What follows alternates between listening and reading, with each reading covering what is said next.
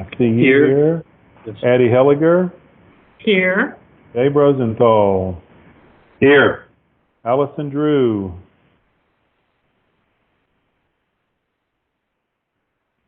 Allison Drew. That's it, I guess. Grail Jones. I'm here. This is Grail. Jim Rice. Present. Kristen Tossan. I'm here. All right, I'm going to go on to staff, and then I'll come back to Mrs. Drew. Let's see. Deanna Saavedra. I am present, thank you. Joe Rodriguez. I am present. Thank you. Beth Martinez. This is Beth. I'm here. Brian Gwynn. This is Brian. I'm here. Gwen Touche. This is Gwen Touche, and I'm here. Veronica Sofer. This is Veronica Sofer, and I'm here. Long Pham. This is Long, and I'm here. Oscar Perez. This is Oscar, and I'm here. Anthony Indelicato. This is Anthony. I am here. Robert Camardo. This is Rob, and I'm here. And Chief David Ryder. This is Chief Ryder, and I'm here. All right, Mr. President, that's everyone. Well, let me go back. Mrs. Drew, are you with us? Allison Drew?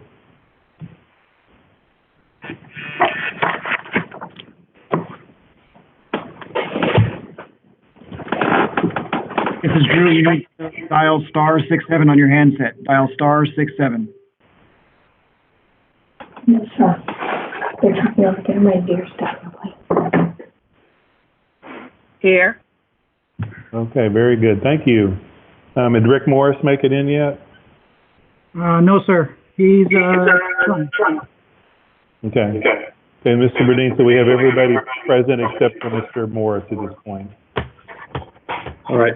Should we, I assume we'll go ahead and proceed now, and I'm sure he'll get on momentarily. Is that correct? Yes, sir. Mr. Pham, are you working with him? Yes, sir. Very good. Thank you. All right. It is 6:03 p.m. and this meeting is hereby called to order. We have the presence of a quorum attending on a video conference. Notice of this meeting has been posted online for at least 72 hours. On March 16th, 2020, Governor Greg Abbott granted a request by Attorney General Ken Paxton to temporarily suspend a limited number of open meeting laws to the extent necessary to allow telephonic or video conference meetings in response to the coronavirus, COVID-19. In accordance with those suspended rules, Fort Bend ISD certifies the following.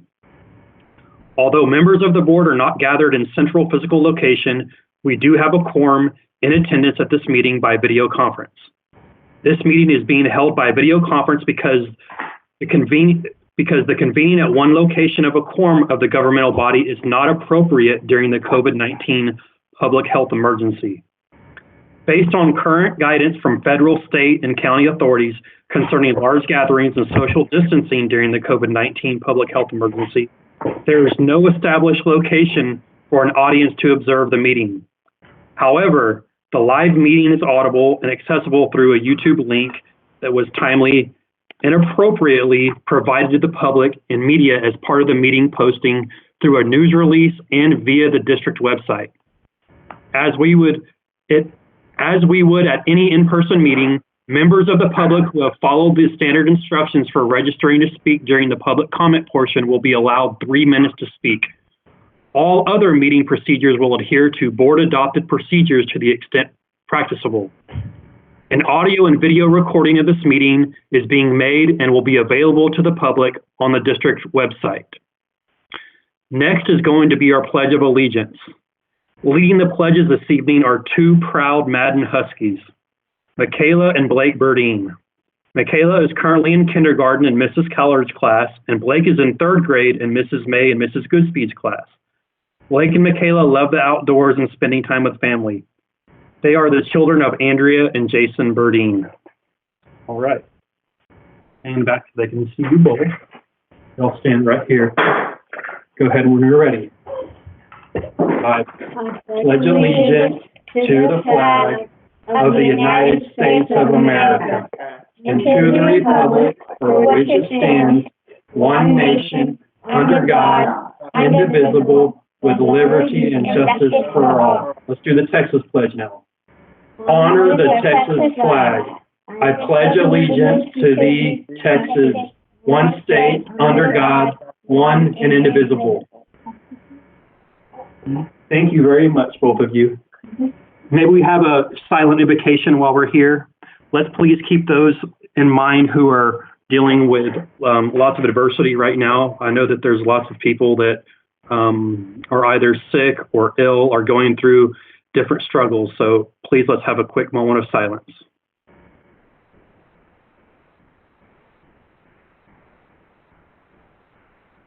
All right, thank you. Moving on to the next part of our meeting is going to be audience items. The board encourages and welcomes comments and input from our patrons, but we cannot respond, deliberate, or decide regarding any subject that is not included on the posted agenda. Please limit your comments to 3 minutes, and please refrain from mentioning a student or employee's name when voicing a concern or complaint, as board policy provides alternative procedures through the grievance process policies, GF local or DGBA local, to seek resolution to complaints. The Superintendent's Office, Human Resources, and Administration in general can assist you in finding the procedures online. The following procedures will apply to tonight's audience items. First, I will read the name of the citizen registered to speak and share that they have 3 minutes to make their comments. We have one speaker this evening, that being Glenda McCall. Once the citizen starts his or her comments, Mr. Rozier, the board's recording secretary, will announce when the speaker has 30 seconds remaining, and once the citizen has concluded his or her comments, Mr. Rozier will mute the citizen's phone line. We're ready whenever you are, Mr. Rozier.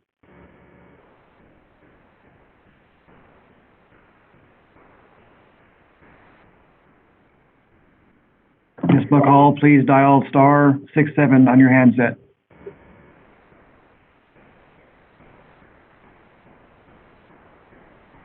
Good afternoon, Dr. Dupree, esteemed members of the board and administration. My name is Glenda McCall, and I'm speaking to you today on behalf of 4th Bend AFT.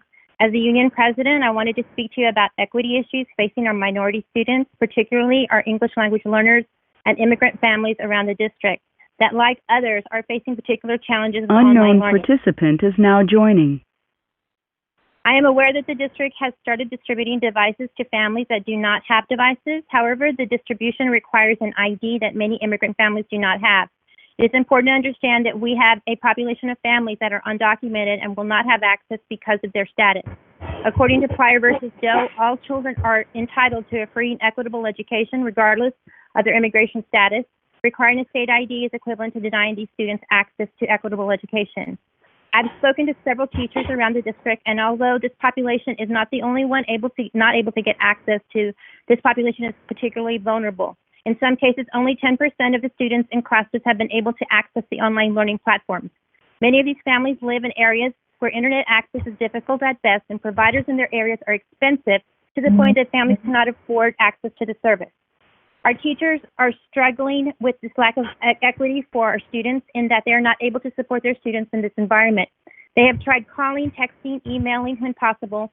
The majority of these families only have limited access to their cell phones that do not support applications necessary to complete many of the assignments including getting access to Schoology. Our teachers are willing to accommodate, but they are being met with roadblocks. They have asked for the ability to provide packets to these students in the interim, but administration is denying that request. They have asked what can they do. They're being told we're working on it. Providing packets is a seemingly easy solution that all teachers were willing to make this accommodation for so that their students can progress at the same level at similar levels to their monolingual counterparts. We are asking that the board and administration allow teachers to make the necessary accommodations such as packets to support the English language learners so that their teachers can support their academic process and so the teachers can complete their moral duties of helping to progress these students. We are also asking that the accommodations be made for those families that do not have IDs to access the devices they need without putting themselves and their families in danger, and allow them the dignity and of supporting their children just as all other students in the district are being supported. Thank you for your consideration, and I pray that you find a suitable and compassionate resolution for these teachers, students, and their families.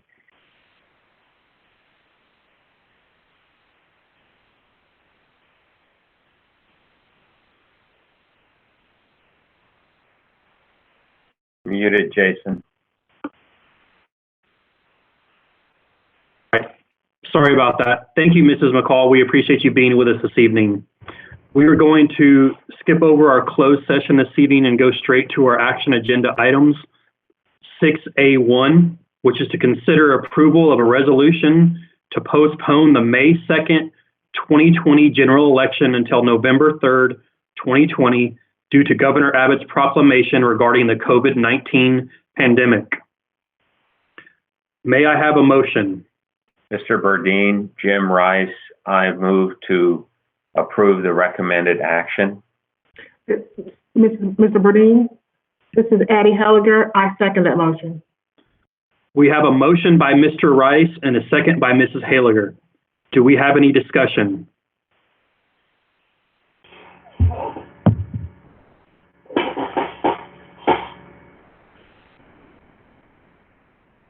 Trustees, do we have any discussion? No discussion here. This is Ms. Helliger. All right. Moving along to vote, I'm going to do a roll call. And as I state each of your names, please state your name, give me a few seconds so you will pop up on the screen, and then vote yay or nay. Starting with this evening is Mrs. Drew. This is Allison Drew. I vote yay. Mrs. Addie Helliger. This is Addie Helliger. I vote yay. Mrs. Grail James. This is Grail James. I vote yay. All right. Mr. Jim Rice. This is Jim Rice. I vote yay. Mr. Dave Rosenthal. This is Dave Rosenthal. I vote yay. And Mrs. Kristen Tossan. This is Kristen Tossan. I vote yay. And this is Jason Burdine, and I also vote yay. This motion passes unanimously. Moving along to 6A2. Consider approval of a resolution delegating authority for continued staff compensation and approval of contracts for goods and services necessary to respond to the COVID-19 pandemic. May I have a motion? President Burdine, Jim Rice moves to approve the recommended action. Kristen Tossan seconds. We have a motion by Mr. Rice and a second by Mrs. Tossan. Do we have discussion? Yes. Mr. Burdine? Yes, ma'am, Mrs. Haliger. This is Ms. Helliger. I think it'd be important to point out what type of items those are for the public. Okay. Mr. Dr. Dupree, could you say a few words about this? Absolutely, yes. So the authority we're seeking here, first of all, I'm going to go down to page 2. I guess it's page 2 of the resolution. Item A has to do with wage payments for non-exempt employees who are not able to perform their jobs. As you know, we're at a place now where the district is virtually 100% back operational, except for the fact students are not in school. So that means, but campus staff are operating, district level staff are working, but there are certain groups of employees that are not able to perform their jobs until the schools actually reopen, such as bus drivers, some cafeteria workers, and other limited categories of employees. We believe it's in the best interest of the district to pay all of these employees, because when we do resume full operations, we will need bus drivers, and we're concerned if we don't pay them, we will have significant, it's not 100% attrition of folks going to seek other job opportunities. The other piece, item B, has to do with additional compensation, not to exceed 1.5 times the normal hourly rate for certain non-exempt employees. So as I mentioned, the majority of our staff are working from home, but there are certain employees, such as cafeteria workers, custodians, and some that we believe we need to provide incentives to ask them to actually come to the work site to continue vital and essential functions of the organization. So we wanted the opportunity to be able to provide incentive pay for them based on need at the time. The other items have more to do, they're really a ratification of action you took at the emergency meeting on, I think it was early March, right after during spring break actually, Friday of spring break. It's an item that authorizes me to make purchases of items and procure items in response to the COVID-19 virus.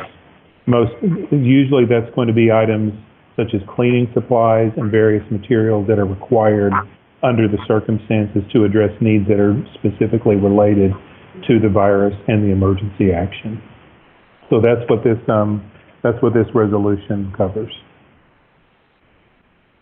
Thank you, Dr. Dupree. Do we have any other questions or do we have any other discussion from board members? Yes, Mr. Burdine, Jim Rice here. My questions really are, for how long will this emergency declaration last? And will, Dr. Dupree, will you and Mr. Gwynn provide an update regarding our financial position and if this is encroaching into our fund balance as we go?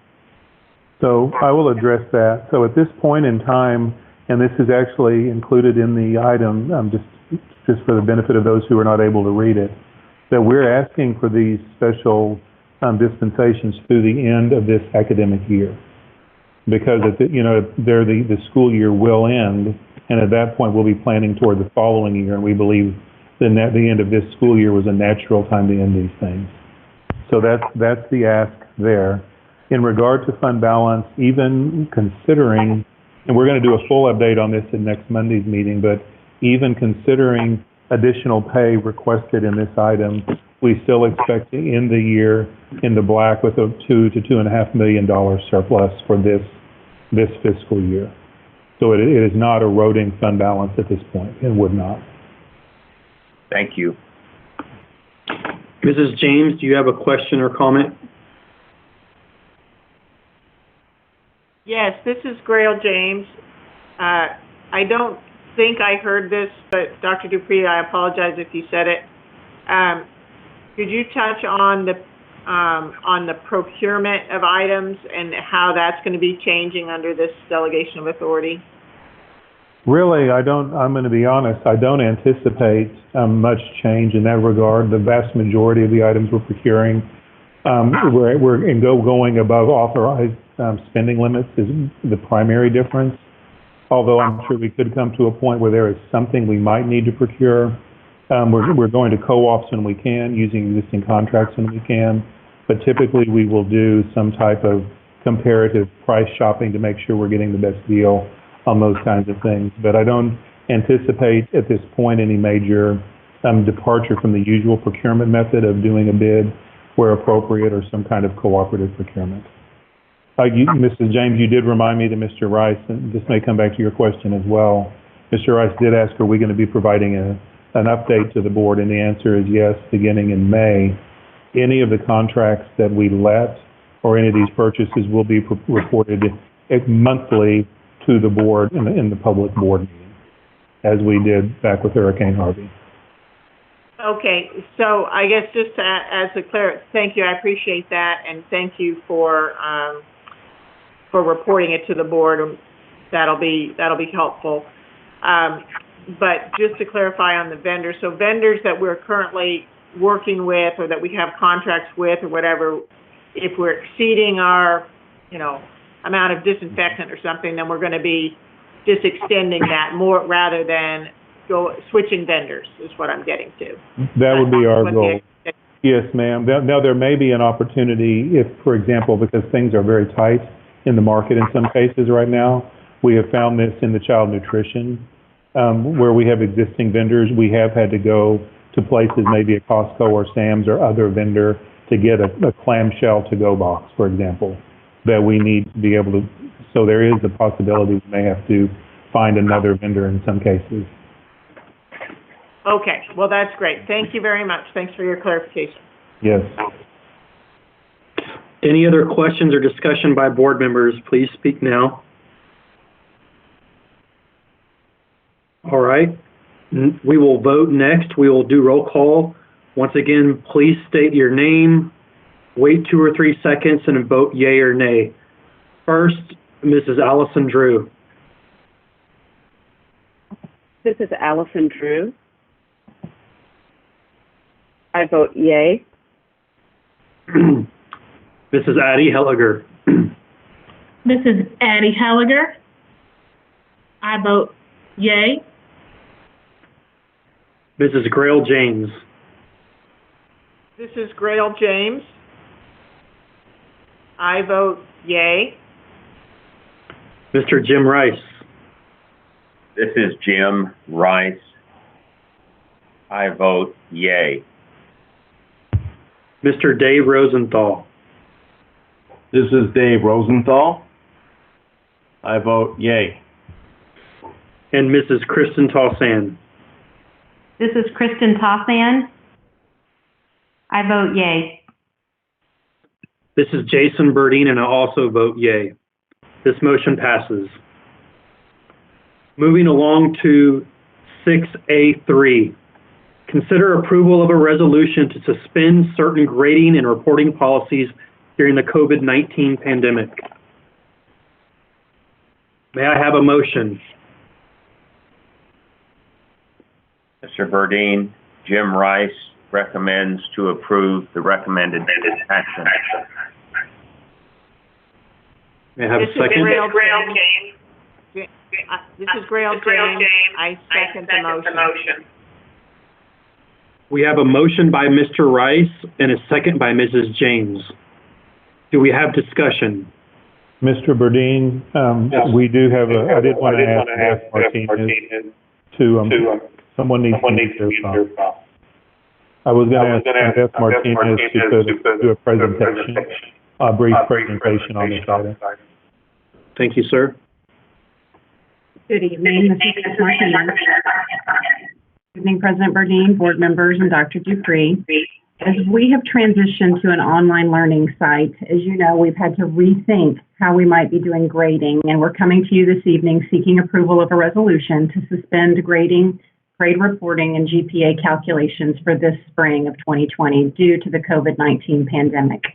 The proposed resolution includes suspension of specific components of policies EIA, EIE, and EIC, as well as delegation of authority to the superintendent to further suspend policy where needed in a manner that would be consistent with the resolution and needed to facilitate online learning during this spring in a manner that is fair, consistent, and equitable for all students. This was a collaborative effort with the design team members and our legal services department working together to research and recommend the grading process with great care to provide a grading process for online learning that is in the best interest of our students.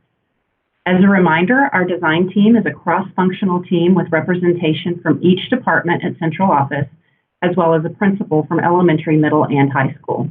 Additionally, through this process, to come up with this grading process, the information was shared, reviewed, and input was gathered from a group of teachers for feedback. This evening, I'm going to ask Dr. Ashley Causey, who's our Director of STEM in the Teaching and Learning Department, to provide an overview regarding the grading process.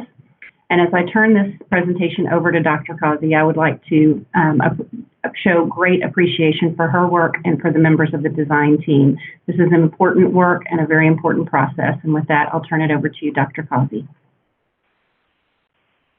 Thank you. Good evening, Dr. Dupree, President Burdine, and members of the board. My name is Ashley Causey, and I'm the Director of STEM. And I've had the honor of serving on the design team with representatives from campus principals and other district departments to make recommendations related to grading. As Beth said, I will provide an overview of the recommended resolution tied to grading and reporting policies. The resolution applies to 3 current board policies: EIA Local, which outlines the academic achievement policy in which regulations detail grading procedures for all levels; EIE Local, which outlines the retention and promotion criteria for each grade level, specifically defining criteria that are used for promotion and retention; and finally, policy EIC Local, which outlines the class ranking procedures for GPA. The proposed resolution related to grading suspends current grading procedures to allow for changes that will be outlined in the presentation that follows. Additionally, it calls for an adjustment to the criteria that will be used for retention. And finally, the resolution allows for an adjustment to GPA calculation for current 9th, 10th, and 11th grade students. This slide details the proposed grading and reporting timelines related to procedures for local policy EIA. The timeline for term 3 has been adjusted to allow for normal operating procedures following spring break. Teachers traditionally allocate time for students who are absent to make up work. So there have been no changes to the process for reporting grades, just an extended timeline. For T4, there has been an adjustment to the number of progress reports and the method by which grades are reported. Related to end of year, there is an adjustment to the calculation of grades on the end of year report card, and T4 will not be included in the final average calculation. Instead, it will be used as an indicator to determine student readiness for promotion and retention. Class rank adjustments are to remove T4 from the GPA calculations due to the defined method of reporting grades. Beginning with term 4, the design team evaluated 3 possible options related how to record grades during the 4th grading period. The first one we considered was numeric grades, and it was determined not to continue with numeric grading due to concerns about inequity and the lack of secure assessment options within the online environment. The second option we explored was using pass and fail for the 2nd semester grade. Through an initial discussion with the NCAA, we determined not to move forward with this consideration, as students who are given a pass on their transcript for the 2nd semester could only earn a C if being evaluated for the NCAA clearinghouse. So after review, the recommendation is to use met standard or did not meet standard to report progress on term 4. This is currently used in the district at standards-based grading pilot campuses, and this method of grade reporting will ensure that Fort Bend ISD reports on the academic performance of students in a way that supports their progress and assists with identifying learning needs over time. In order to ensure alignment across Fort Bend ISD campuses and classrooms, the Teaching and Learning Division has prepared the document that you see on the screen. The Online Learning Content Guide identifies priority TEKS that students should demonstrate proficiency on in order to be successful at future grade levels. Proficiency is defined for teachers, and they will be required to provide students 2 to 3 opportunities to demonstrate proficiency for each focus standard. These tools will promote alignment across classrooms while providing students multiple opportunities to demonstrate proficiency in content which is essential for subsequent courses. For students who are receiving special education services, the classroom teacher will accommodate and/or modify assignments according to the student's individualized education plan. This slide shows the process that Fort Bend will use to calculate final grades for elementary and middle school courses, with the exception of any high school courses taken in middle school. The final grade will be determined by averaging T1, so term 1, term 2, and term 3. Information from term 4 related to met or did not meet standard will be used to identify students who are in need of accelerated instruction. So according to TEA, accelerated instruction is usually provided to students who do not meet grade level requirements. And typically STAR is used to make this determination in grades 5 and 8. So for students who do not meet standard in T4, the information tied to their progress will be essential to ensuring students are either offered a summer accelerated plan or receive support during the 2020-2021 school year. This slide shows the process that Fort Bend will use to calculate semester and final grades for high school credit courses, which is a little different than elementary because high school is awarded credit by semester.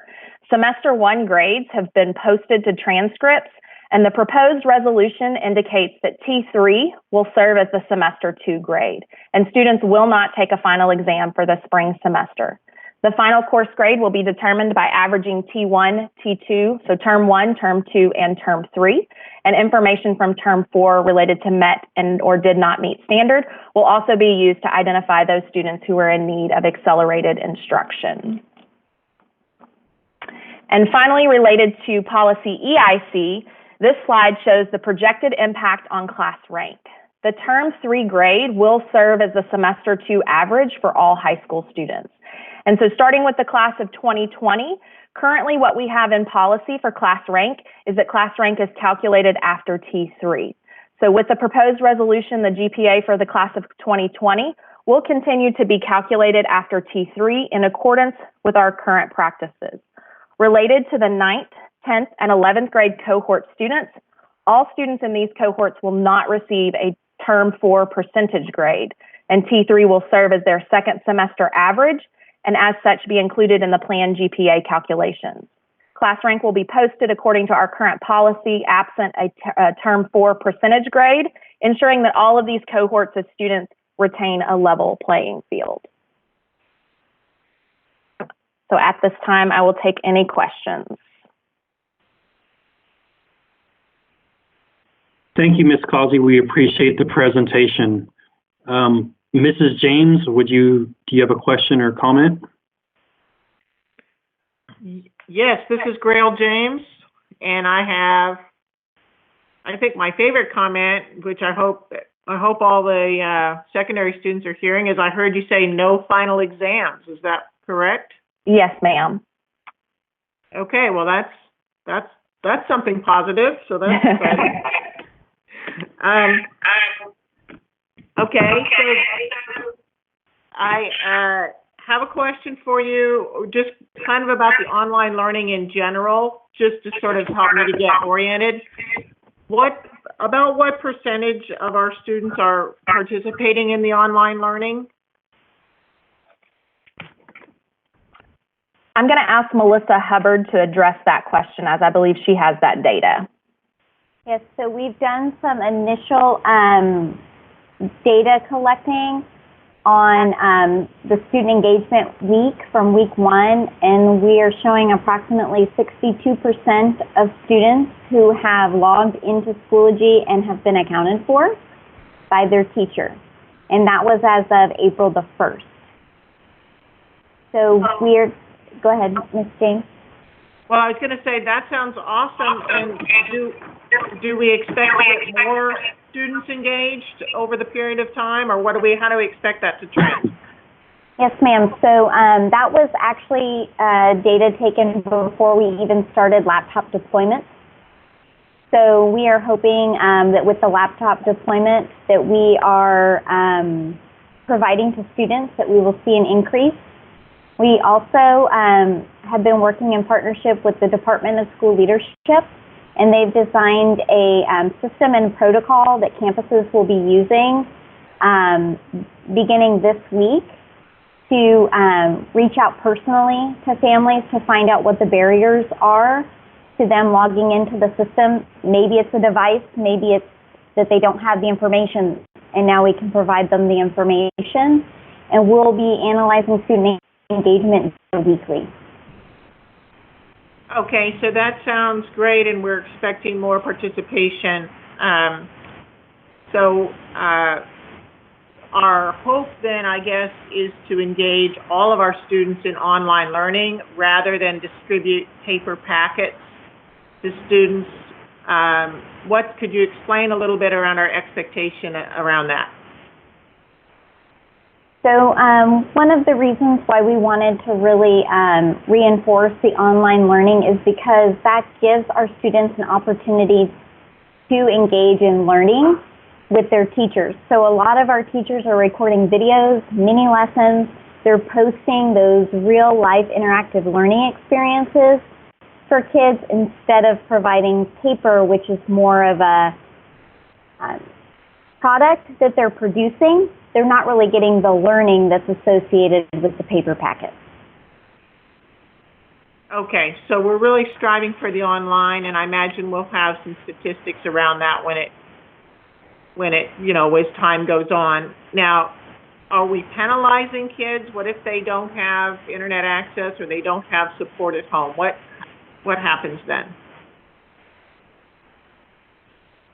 So what we're working toward with that, as Dr. Cosby just showed you in our grading practices, is we are going to be looking for that participation in T4, and then looking at students' overall performance throughout the year to see if they did meet standard, or if did they learn the content that they needed to, and then we'll make some accelerated instruction decisions. And do those children need additional support next year to make sure that they've learned the content, or in the summer? So we're looking at various options for kids who cannot engage for some reason or another. Okay, that's great. And I thought I heard also you say that we're going to be reaching out and making some personal contact with these families to understand what their roadblocks might be, if that might be communication, language barriers, technology. I imagine you might hear all sorts of stories and situations that might be difficult for the children. Is that correct? Yes. The Department of School Leadership is working with campus principals. They rolled out a process last week to make individualized phone calls to families. Okay, so that's great, and that kind of brings me to my next question, and that was, can you describe a little bit about, we've heard a lot, of course, the teachers they're out there, they're on the front lines, they're reaching out to their students, instead of having one classroom where all the kids come, they're all of a sudden have to reach out in, 20, 40, or 140 different directions. So it's very challenging for them. So if they need help or they're struggling, do they have a process or a point of contact for that? And then can you explain a little bit about the principal's role, or how that relationship is, how that environment is set up for support?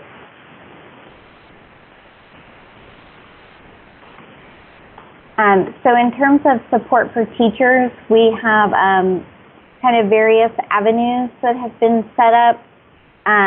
We did provide some online professional learning to teachers, and that they engaged in the week prior to us launching. The Department of Organizational Transformation also has points of contact and office hours where any teacher has the ability to call in and get support. Also, the Department of Teaching and Learning has also instituted office hours as well. We have feedback groups, and I had a teacher reach out to me today saying, I'd love to help train teachers on some of the things I've learned just so far. So we're trying to make contact with teacher leaders who are on those front lines, who want to lead PLC groups for other teachers that are teaching the same thing that they're teaching. That's awesome. Okay, so thank you very much for explaining that and providing that support. And I think another thing that I've heard Dr. Dupree say a couple of times is not expecting perfection. We're really just trying to keep students engaged, keep them learning, moving through the key points of the content, and we're not expecting perfection. So it's really a risk-friendly environment, and take chances and try new things, and everybody will learn something from it. So really appreciate everybody's hard work, and this is really remarkable in terms, to me, it feels the level of detail that you guys have developed, the thoughtfulness that you've put into developing the program, the student-centered way that you're going about it. It's very, very remarkable. So thank you very much for all your hard work. And I'm excited to see what next week brings. Honestly, it's really great. So thank you. Thank you, Mrs. James. Mrs. Tossan. Yes, this is Kristen Tossan. Thank you, Mr. Burdine. So first of all, I want to say again, thanks to you guys and your entire team for brainstorming ways to get through this grading policy and make sure that we have equity for all of our students. It's important to the board, I know. I know it's important to you guys, so we really appreciate you taking the time to sort through all of this. But before I ask my questions, I want to say, kind of piggybacking off of Mrs. James' questions about online learning, I had the extreme pleasure of being able to virtually visit one of our third grade classrooms last week, and it was fantastic.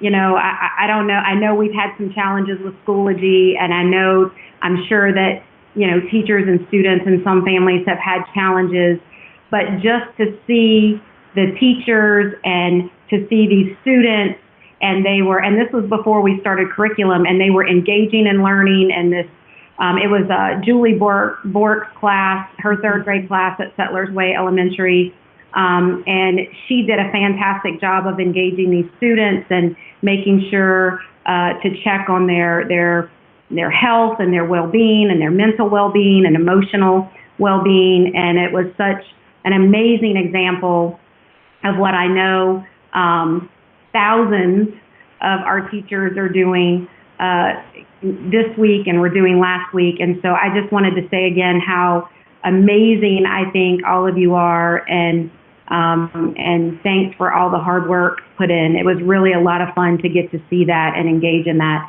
And my own students in my own home are engaging in online learning, and I'm seeing a lot of positives. So thanks to all of you guys for that. I wanted to get some clarification. I have a senior in my home, so I'm hearing from questions from seniors about how some of this is going to work from a class rank, grading and class rank perspective. So one of my questions is, I know we normally around this time, I had a senior last year, so around this time, they're posting on the counselor's offices, you know, here's your rank for graduation and here's where you're going to end up. Tell me how this grading policy is going to affect that, and when can seniors expect to see where their class rank is and whether they might fall into summa, magna, cum laude, honor graduate, just whatever. So as far as what we're proposing with T3 and grading, it's in alignment with what we have done in years past, because every year we calculate senior rank, class rank, and everything after T3. And so T3 will be posted on April the 22nd.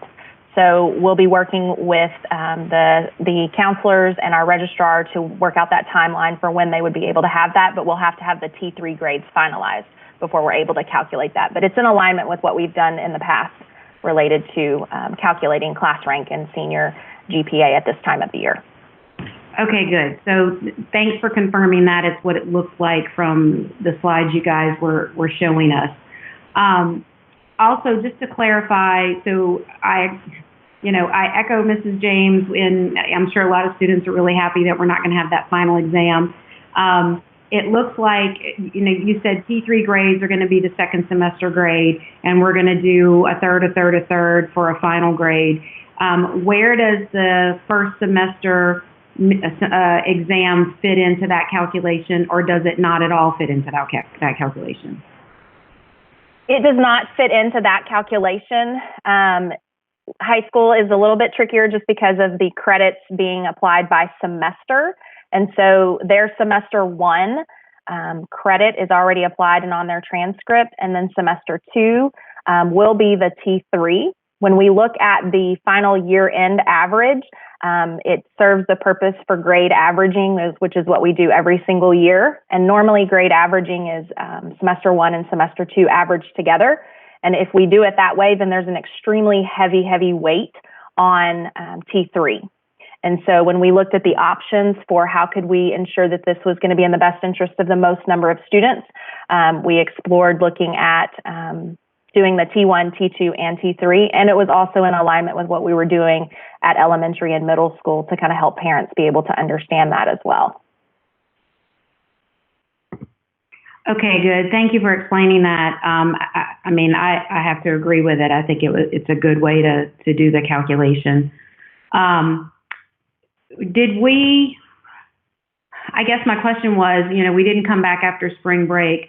Do all of our teachers have all of the grades they need for T3? Are we going to have to be accepting some more numerical grades in order to, because here's what I don't want to happen. I know some kids may have been expecting to be able to come back from spring break and bring their grade up. They still had, a week or a few days. I don't even know how much time was left in the semester. In the term. And I don't want them to be penalized. I guess I wanted to make sure that we're giving them every opportunity. So tell me about that. What is that going to look like? That is the reason that we did extend the timeline for T3. So T3 was technically completed before we left for spring break, but you're right, there's always those students who were absent or needed to complete a retest and those types of things. And so we wanted to be able to provide that time for students to be able to do that. And so they're able to do that right now, working with their teachers, and those would be the numerical grades that they would put in for T3. Okay, great. So thanks for providing that extra time for those kids to be able to make some of that up. I think that's all the questions I have right now. Again, I appreciate you guys working on this extra time and making sure that we are equitable for all of our students. Thank you, Mrs. Tossan. Mr. Rosenthal. Yes, this is Dave Rosenthal. First, again, I would also like to echo my colleagues here, and it's just amazing in how quickly we've basically retooled our system and have started actually teaching again. And it's just really impressive. I'm just really proud of all you guys, and you guys are just doing great work. So Ms. James and Ms. Tossan basically had most of my questions answered. I just wanted to follow up on what Kristen was saying. So the date that students have to complete all that work that they usually have to do at the end of T3, or the date that they have, to complete the stuff that they would normally get a chance to complete at the end of T3, makeup work, retesting and whatnot. What is that date? That is the April 22nd date. Okay, because I heard you say April 22nd is that's the date we'll know basically class rank, right? Yes, sir. So that's when we'll have the report card finalized and all of those grades posted. And then immediately after that, we can begin work on the class rank. Okay, so you're going to wait till after the 22nd to actually start to compute. Okay, I got you. Okay, good. And then could you just explain the NCAA issue? I'm just curious about that. Yes, sir. So when we called the NCAA to talk to them about what we were proposing and our recommendations, what they shared with us is that if we were to look at doing a pass-fail for the entire second semester, because many districts are moving towards that, when they calculate the core GPA for the clearinghouse, if there's a pass or fail on a student transcript for a semester, the highest GPA points that they will give that student is a C. So even if the student had done extremely, extremely, extremely well, if it says pass or fail on the transcript, they just give them that C. Wow. Well, I'm glad we're not taking that route, and so thank you for looking into that. And I think what you've come up with is a much better system. And again, just to clarify, so the reason that you're breaking it up and not averaging for high school, you're not averaging the whole year together, is because kids have semester classes, right? They may just have a class that it's just one semester, not the full year. So you'd be kind of mixing apples and oranges there, right? Yes, sir. Okay. And then, again, I know somebody had mentioned some of the issues with Schoology in the beginning. And, obviously it wasn't just us. It was, hundreds of thousands of people banging on those servers. I'm assuming that Schoology got most of that worked out and we're not having too many issues right now? So, Mr. Rosenthal, we have been working closely with Schoology related to the access issues, and as we worked through the week, last week it seemed to get better, and today I have not heard of any specific issues. So Schoology was working on increasing their bandwidth so that they could support all of the users. Great. Okay. Well, thank you again, everyone. I'm really impressed with everything that you guys have done, and you really, kind of help make lemonade out of lemons. So, thank you. Thank you, Mr. Rosenthal. Do we have any other questions or any discussion from any other board members? Mr. Burdine? Yes, ma'am. This is Deanna Saavedra, the Deputy Superintendent, and I did want to swing back around and provide some information for Ms. Grail associated with the principal role, because I know that Melissa did a wonderful job of talking about how we're supporting our teachers. In that same vein, we are supporting our principals, just as the teachers had a series of courses to train them in terms of how they engage and deliver instruction through an online platform. We did the same thing with our principals. So we've done a lot of work associated with how do we retool our principals so that they can monitor instruction and begin to engage in kind of observing the virtual classroom. And so they've gone through a series of videos, a 4-part series, where we've talked to them and acclimated them to the expectations for teachers. What does that mean for you in terms of expectations for principals? We've talked to them about how would you convene professional learning communities. We've created monitoring tools for them as well. And as a matter of fact, in the first week, part of their responsibility was to monitor 3 things. The engagement of students, whether their teachers had their engagement activities posted and where to find them. And I believe there was one more item, which I can't recall at this time, but we did provide them with a monitoring tool. And so they are also being supported. The Department of School Leadership has also gone through the training alongside the principals and is also working to develop a tool to support principals so that as we shift to this online platform, we're all learning together, but we have the systems to monitor so that our students are receiving the best education as we can provide them.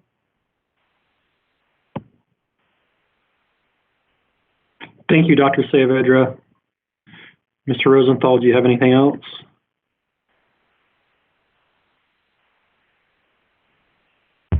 No.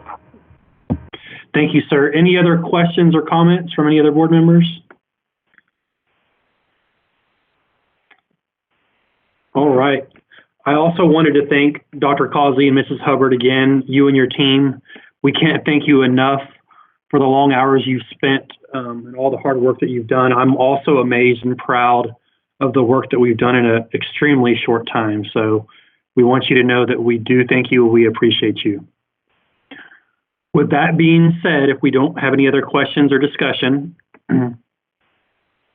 we will now vote. I will call on each board member. Please state your name, wait a few seconds, and then vote yay or nay. Starting with Mrs. Drew. This is Allison Drew. I vote yay. Mrs. Addie Helliger. This is Addie Helliger. I vote yay. Mrs. Grail James. This is Grail James. I vote yay. Mr. Jim Rice. This is Jim Rice. I vote yay. All right, Mr. Rice. Mr. Rosenthal. This is Dave Rosenthal. I vote yay. And Mrs. Kristen Tossan. This is Kristen Tossan. I vote yay. And this is Jason Burdine, and I also vote yay. This motion passes. Moving along to 6A4, consider approval of a Texas Education Agency appraisal waiver related to the 2019-20 Texas Teacher Evaluation Support System. May I have a motion? Mr. President, this is Jim Rice. I move to approve the recommended action. Second. This is Kristen Tossan. We have a motion by Mr. Rice and a second by Mrs. Tossan. Do we have discussion?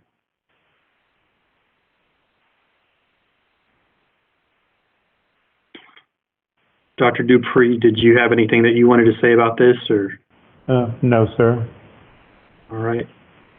Board members, do we have any questions or discussion? This is Grail James. I'll ask a question. Okay. So my question would be, Dr. Dupree, this, if we don't do appraisals for this, if the teacher hasn't finished their appraisal period, what will happen with their contract for next year, and how is this going to impact their career path? So the good news is our objective here is to be able to put all teachers on a fair playing field. And as we noted previously, about 60% of the teachers had been observed before spring break, and so there left about 40% that had not been. So we would not have that fair playing field. So in the end, what will happen is that observation will not count for any teacher. And then all teachers will get a summative appraisal, but it will be noted in their file the special circumstance and the waiver the commissioner's already said he's going to approve all these waivers. We just have to go through the formality.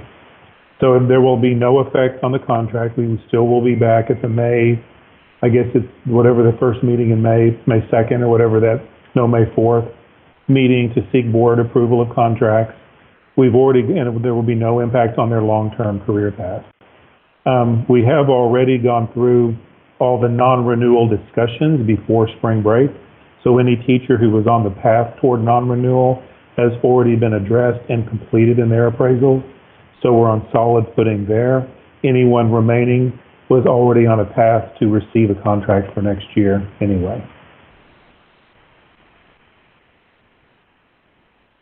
Okay, so that sounds great. And then just maybe as an aside, since we're doing all this online learning and it's really stressful for the teachers right at the moment, are they going to receive any feedback regarding their performance?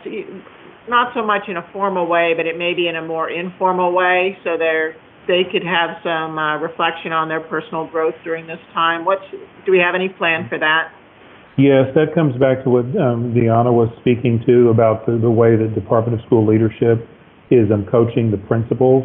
Because just like the teachers are learning a new role, the principals are learning a new role. But since they can't walk down the hall and walk into classrooms, they're going to have to use different strategies. But the goal is to continue all efforts of continuous improvement, even in these circumstances, so that they are getting meaningful feedback to help them continuously grow to always serve their students to the best of their abilities.